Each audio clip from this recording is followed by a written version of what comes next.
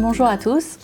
Je suis Natacha du blog Le Compte à rebours de Chacha et je suis l'heureuse maman de 2 petits bouts, donc mon grand a 5 ans et demi et mon tout petit a 7 semaines. Et aujourd'hui avec Laurie, on souhaite vous déculpabiliser surtout si vous donnez ou si vous vous apprêtez à donner des plats cuisinés, des petits pots, des gourdes ou toutes ces choses-là, parce que ça fait pas nous des mauvaises mamans. N'est-ce pas Laurie ? Exactement, alors moi c'est Laurie du blog Un Carnet Rose, j'ai 2 enfants aussi, une grande qui a presque 4 ans et un petit de 19 mois. Voilà, donc on va vous parler des raisons qui font que nous, en tout cas, on ne culpabilise plus à donner des petits plats tout prêts, des petits pots, ou voilà, à nos enfants. Personnellement, je trouve qu'il y a des professionnels dont c'est le métier et qui préparent à notre place des petits plats, des petits pots adaptés parfaitement à nos bébés.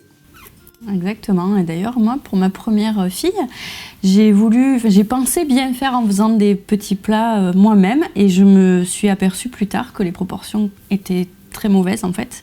Je mettais par exemple beaucoup trop de protéines parce qu'il faut savoir qu'on met très très peu de protéines pour les bébés et ça je ne le savais pas.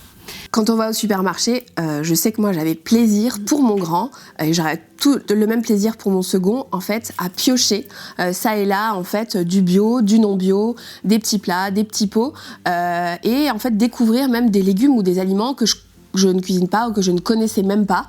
Je pense que ça devait être pareil pour toi. Oui, et j'ai aussi pu introduire des légumes qui n'étaient pas forcément de saison.